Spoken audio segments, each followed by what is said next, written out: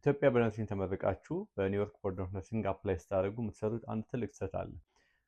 በኒውዮርክ ቦርድ ኦፍ ነርሲንግ እንግዲህ ብዙ ኢትዮጵያኖች በኒውዮርክ ቦርድ ኦፍ ነርሲንግ አፕሊኬሽን ይሞላሉ። የሚሞሉበት የተለያየ ምክንያት ሊኖር ይችላል። ምናልባት ኒውዮርክ ካሊፎርኒያ ለነርሶች ጥሩ ይከፍላል የሚባሉበት ስቴት ነው እና ወደዛ ሙቭ አድርገው መስራት ስለሚፈልጉ ሊሆን ይችላል። እንግሊሽ ፕሮፊሽንሲ ቴስት ስለማይጠይቅ ሊሆን ይችላል። አፕሊኬሽን ላይ ይፈጥናል ስለሚባል ይችላል። ራሱ ቦርዱ ኢቫሉዌት ስለሚያደርግ ሊሆን ይችላል እና ብዙ አይነት ምክንያቶች ይኖራሉ። ነገር ግን በኒውዮርክ አፕላይ ማድረጋችሁ ጥሩ ነው።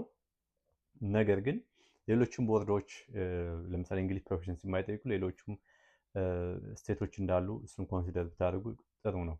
ሁለተኛ ነገር ደግሞ አፕላይ በምታደርጉበት ሰዓት ለምሳሌ ኒውዮርክ ራሱ ኢቫሉዌት ስለሚያደርግ 143 ነው የሚያስከፍለው። ከዛ ቻይልድ አቢዩዝ እና ኢንፌክሽን ኮንትሮል በ57 ትከፍላላችሁ። ኦንላይን የምትወስዱት ቀላል ነው። ከዛ ኤፍ1 ኤፍ3 ፎርማችሁን ታስልኩና ኢትዮጵያ ስሞልታችሁ ከተላከ በኋላ አፕሩቭ ከተፈተና ትቀመጣላችሁ። ፈተና ካለፋችሁ ላይሰንሳችሁን ትይዛላችሁ። ላይሰንሳችሁን ከያዛችሁ በኋላ ወደምትፈልጉበት ወይ ደግሞ አንዳንዴ ወዳላችሁ ሀሳባችሁን ቀይራችሁ ወዳላችሁበት ስቴት ኢንዶርስ በምታደርጉ ሰዓት ድጋሚ ኢቫሉዌት አስደርጉ ይላችኋል። ለምሳሌ ቨርጂኒያ ከሆነ በኒውዮርክ አድርጋችሁ ቨርጂኒያ ኢንዶርስ ታደርጉ፣ ዲሲ ኢንዶርስ በምታስደርጉ ሰዓት የተለያየ ስቴት ሊሆን ይችላል። የሚጠይቋችሁ ምንድነው? ኢቫሉዌሽን አስልኩ። ኢቫሉዌሽን ደግሞ የነሱ የሚቀበሉት ወይ ሲጂፒኤን ትሩ ሜሪት ሊሆን ይችላል። ያው ድሮ ስሙ ሲጂፒኤንኤስ ነው ወይ ደግሞ ኢሲ ሊሆን ይችላል። የተለያዩ ሊሆን ይችላል የሚጠይቁት።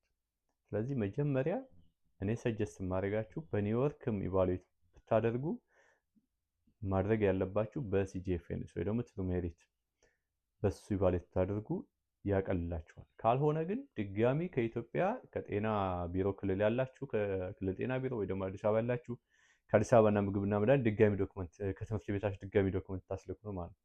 ይህን ስተታትስሩ ሙሉ ቪዲዮ እንደሰራላችሁ ከፈለጋችሁ ከታች በኮሜንት አሳውቁኝ። ይመቻችሁ። ወዳችኋለሁ።